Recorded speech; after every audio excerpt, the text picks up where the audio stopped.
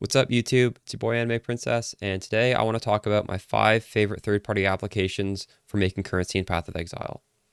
Some of these you're going to be familiar with because they're already really popular. Some are pretty obscure, but I hope you'll leave this video with some new knowledge for all 5 applications because I'm going to talk about my configs and my presets, specifically how I use these to be as efficient as possible. All right, let's talk about Awaken POE Trade and how we can squeeze out some more currency from our drops by customizing its configurations. So first off, if you're one of the few people who don't already have Awaken POE Trade installed, you can just Google Awaken POE Trade. This is one of the most popular apps out there, and grab the installer link.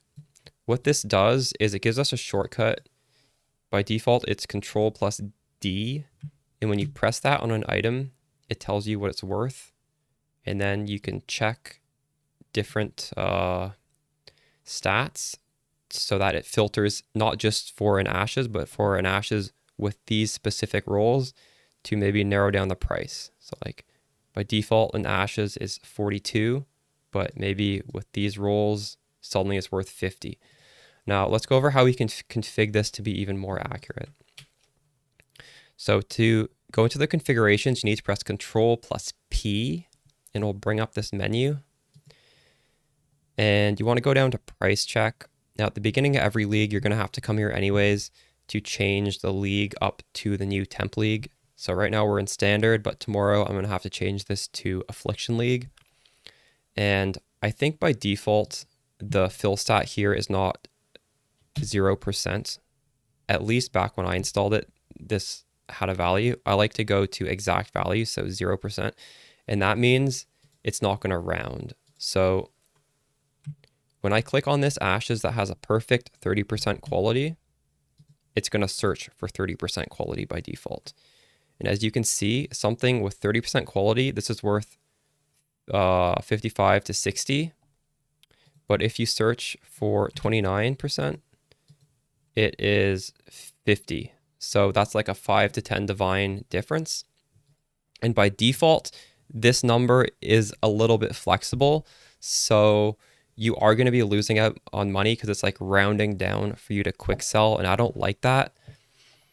Now ashes is a case of one of the extremes where going from near perfect to perfect on this roll is going to give you like a 5 to 10 divine increase in price realistically. That is realistic. And the reason behind this is because some skill gems, they need that breakpoint of 30% quality. Like 29% will be significantly worse for the skill gem. And there's lots of cases of this. So I would recommend making that change.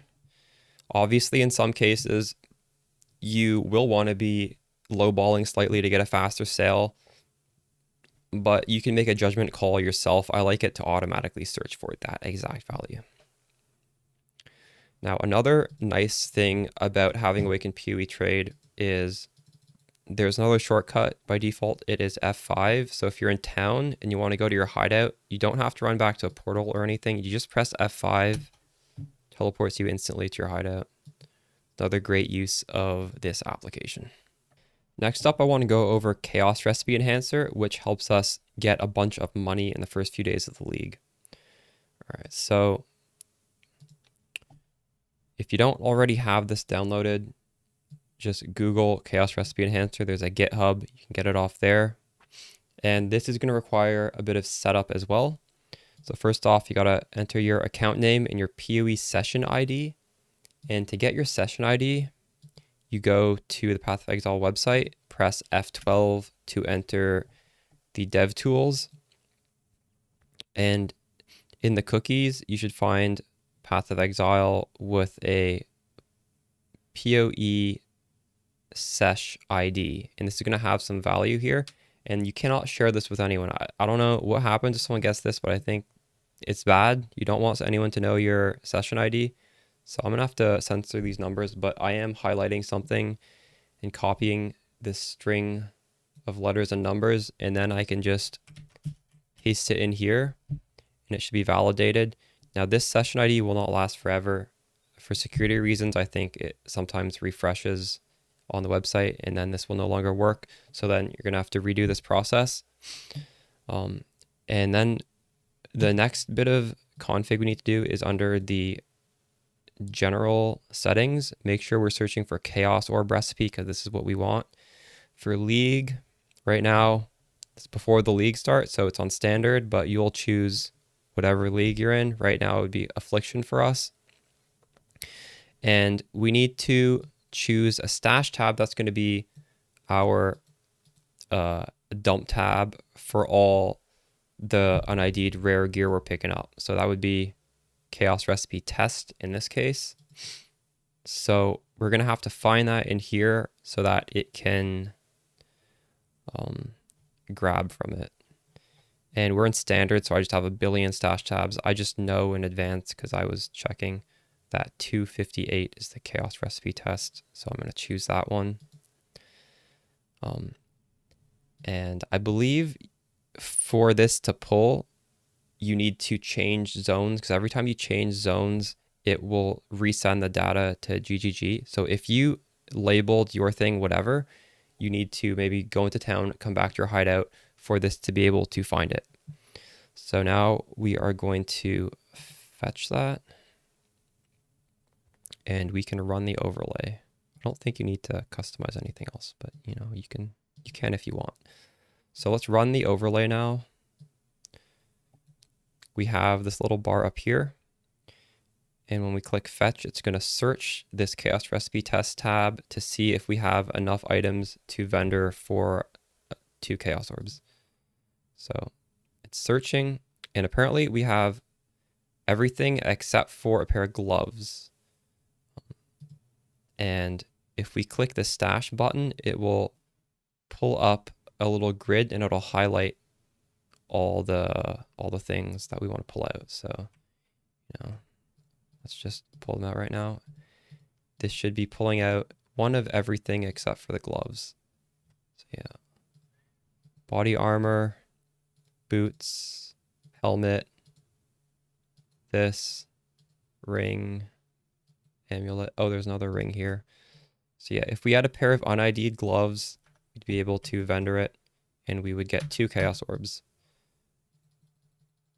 This is very useful on a league start, especially if you're doing a heist strategy, because in heist, you get a lot of amulets and rings. And normally, if you're doing chaos recipe in a mapping scenario, just rings and amulets are quite rare. Same with belts, actually. And to quickly explain what a chaos recipe is, chaos orb, vendor recipes.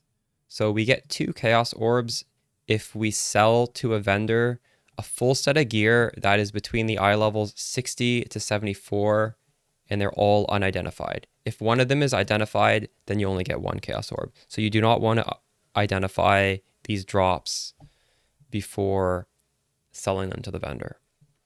2 chaos per set. You do this a lot, it quickly adds up, and you'll have a lot of chaos on day 1, where chaos can go a long way to buying your initial set of gear. Next up, we're going to talk about Filterblade, and specifically, I want to go over how to hide all the junk that your loot filter is showing that you no longer want to see anymore. Now, conceptually speaking, the ideal filter is going to show you everything that you definitely want to pick up, for example, 10 divine orbs, and it is never going to show you something that you definitely don't want to pick up. For example, really late in the league, orb of alterations are kind of worthless. It's not worth your time clicking it. And maybe late in the league, you have done all your crafting, your character's finished, you don't care about seeing these June unveil items. This is just garbage for you. So you would want to hide this. So first off, we have to load up a filter. So you can go to your favorite content creator. Here we're on Jungron's profile. This is his profile name. So let's try and grab one of his filters. Well, he does have public filters, although if you follow one of these or copy one of them, you're not going to be able to edit yourself. You need to hope that he has it public on Filterblade. So let's just go to his account. So just replace my own name with his.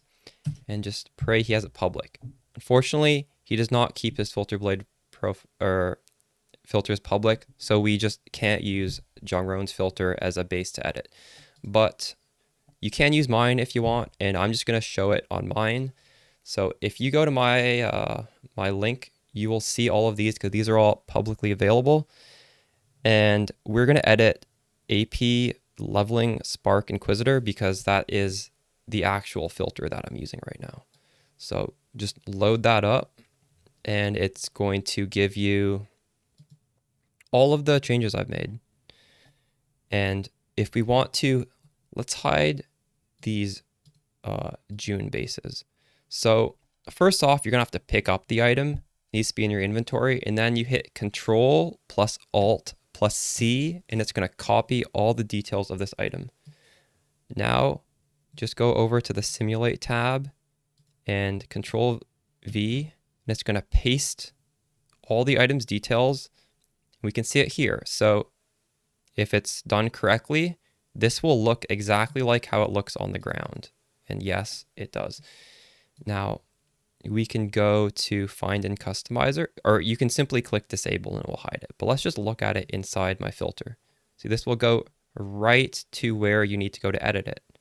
Now, you see it's in this league specific, and then what was it? Betrayal Veiled Mods, and then you scroll down to here.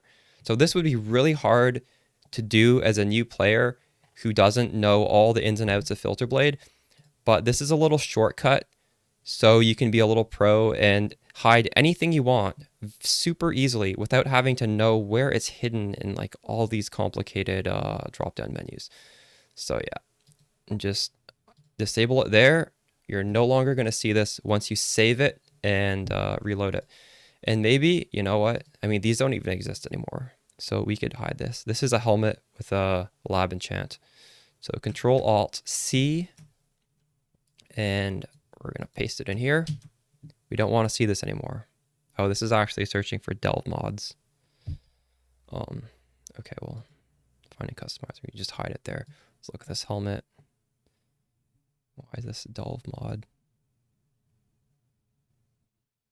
Oh, nearby enemies have -9 to fire resistance. Apparently that only happens in Delve. Okay. And yeah, you can do that for anything. And you will want to just keep hiding all the stuff you notice you're never picking up that you don't want to see. And you're going to have a very efficient filter. And you're not going to have to be thinking, do I want this? Do I not want this? You can just mindlessly click everything. It's going to feel really, really great. It's really good for improving your overall efficiency. All right.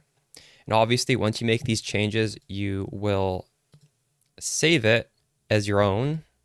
And now you will have your own filter in your list of filters that you'll be using. So you'll no longer be just following someone's. You'll have whoever is you taken as a base, and then it will become your own.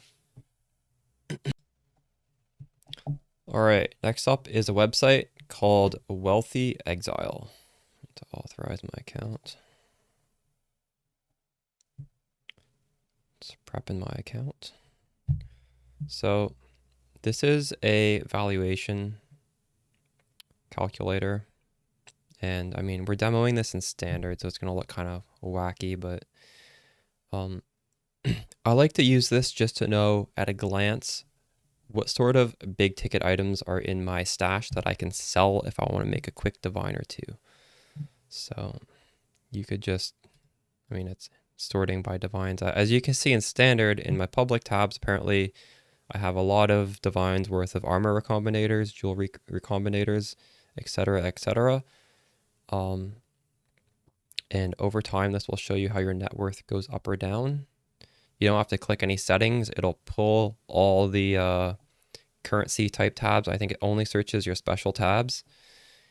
And it'll just like instantly, you see, I have a lot. I have like 2,000 divs worth of public stuff, and it just grabbed all this info immediately. Which is pretty crazy. All right, the final tool I use to be more efficient with my time and make more currency is the website POE.re. This is important for rolling your maps. You want to roll your maps in bulk because it's going to save you so much time in between maps if you just have like as many maps as possible pre-rolled. And this site, you just choose the modifiers you don't want to run. So a lot of builds can't do reflect, cannot regen's another common one. You might not want minus max res. And this just gives you a little thing you can copy up here. If you want to do juice maps, you can maybe set pack size to 30 or whatever you want. It'll make the string longer. Copy. And you paste it down here. And now you can just start rolling your maps. You know, you might want to use chisels, but I'm just doing this real quick. So these maps that are highlighted, it means one of the modifiers on here is, no, actually, this just means these are good. Any maps that aren't highlighted don't fit the filter. So obviously setting a pack size of 30 is ridiculous. Let's just take that off. We'll just search for these mods. So these are like 3 exceptionally good maps. And then these are all the maps that don't have bricked modifiers. So all these maps are runnable. We can take the ones that are still grayed out and we'll just look at them, and I'll show you all of these are going to be like reflect or minus res, reflect. These are all just bad. So you would just, you know, scour them and then hulk them again. You just re-roll them however you are rolling your maps.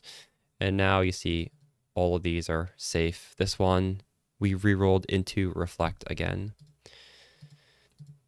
And this also makes it a lot safer because if you aren't rolling in bulk, you're probably not going to use a regex, so you're just going to like eyeball if it has a bad mod or not. But here, you're going to know for sure because you're pasting a code in here. And what I like to do is I like to save my regex in my status, and that way I don't have to keep going back to this site every time I'm rolling new maps. I just, you know, copy and then paste. And again, this one's a little bit more specific, so there are some bricks in here, probably due to low pack size. All right, that wraps up this video. Good luck in the new league tomorrow, and let's make lots of money.